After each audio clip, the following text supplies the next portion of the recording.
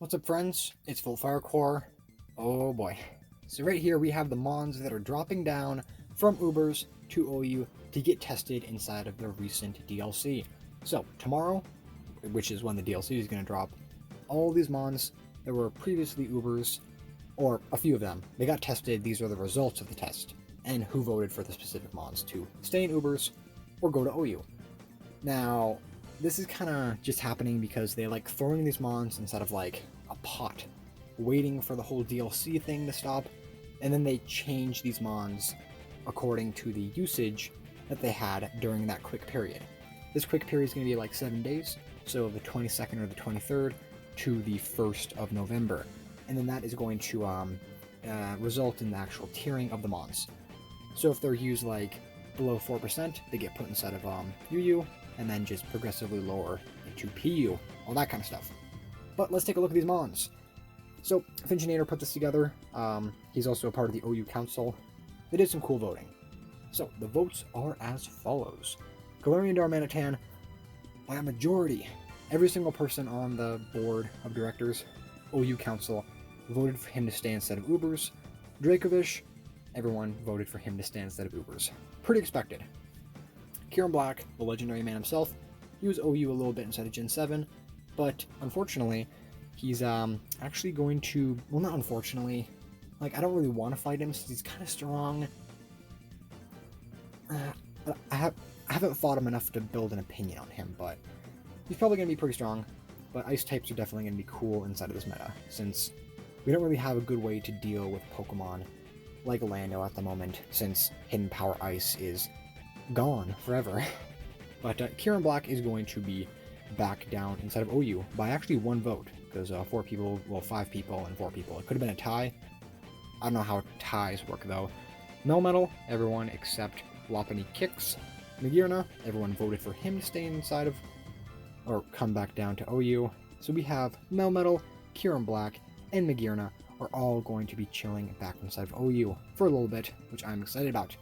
And then Cinderace, which kind of expected they were going to test him again. This isn't really a test, this is just kind of a hodgepodge. They're just throwing it all together. Then they tested some ways to play the game, or some little tidbits that are specifically Ubers and anything goes. We got Dynamax, we got Shadow Tag and Arena Trap, and then we got Moody. Now, Dynamax, I think you've already heard my opinion a million times on it. I don't think it's fair, I don't think it's fun. Double HP, getting +1 attack and +1 speed is just kind of annoying. Shadow Tag and Arena Trap is a little annoying to play against. Like, I kind of enjoy using it, but there's only a few mons that actually use it, but whenever those mons are able to be used instead of OU, usually at the beginning of a gen, they're a little broken. And then we have the Moody Clause, where you can't use Moody. It just raises one stat 2 stages and then lowers a stat 1 stage. So you can use it with like Smeargle, put a Pokemon to sleep, get all those stat buffs from the random chance of Moody. Whilst they're sleeping, you can go for like Baton Pass or something, or Shell Smash, and then you could pass all those buffs to a strong mon. So it's a little skillless. Someone actually didn't vote on this one, being X-Ray. I know he is, but, you know, he didn't really want to do it today. But everyone decided it was going to be Ubers anyway, so his vote didn't matter. Then we have some of the new mons, you could say. I don't know. Pheromosa, everyone voted for it, so we're going to be able to use that thing instead of OU. Meganadel, Blaziken, Zygarde, Lando, and Genesect. All these mons by a big majority, except Lopunny Kicks, decided that this mon was all these mons were OU worthy. So the mons we're going to be able to use instead of OU are Kieran Black, Melmetal, Magearna, Cinderace, which are going from Ubers down to OU, Pheromosa, Blaziken, Meganadel, Zygarde, Lando, Incarnate, and Genesect. Will start instead of OU, that might change. Now, Finchinator states right here, this is not accounting for father form of Zygarde, or Big Daddy Zygarde. This is accounting for his normal form, since you could use his normal form inside of Generation 7. He's pretty strong, 3rd most HP or something inside the game, or maybe it's 4th. Yeah, I think it's Chansey, Blissey, Guzzlord, and then like then Zygarde, I think. But yeah, he's pretty strong. He has 1,000 Arrows, which is a ground type move that hits flying types. Just a really tanky mon. But before I end the video, let's take a look at one other piece of information that someone pulled together.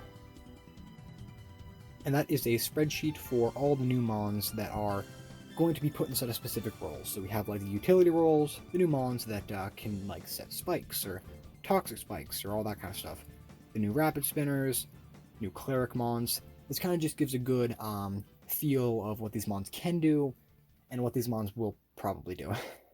So as we can see right here, we have new knockoff users, so watch out for like, knockoff on Blaziken and all that kind of stuff. Offensive roles, so just covering all the fighters, all the defensive mons. This is really good.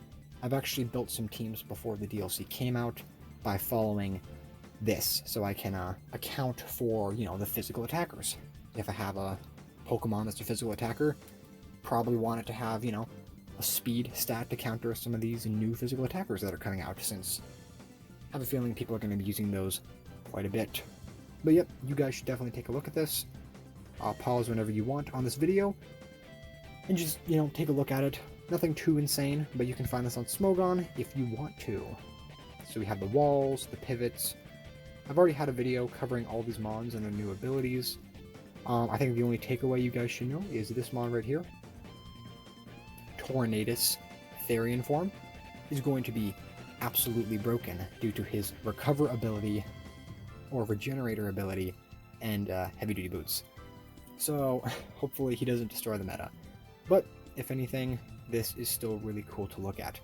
But with that being said, guys, keep on lookout for tomorrow, since it's going to be filled, absolutely filled, chock full of Pokemon Sword and Shield DLC 2 content, unless it comes out at like 7 o'clock at night.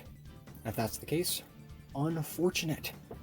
It'll be out the next day. But with that being said, guys, thank you for watching, and keep on lookout for my videos.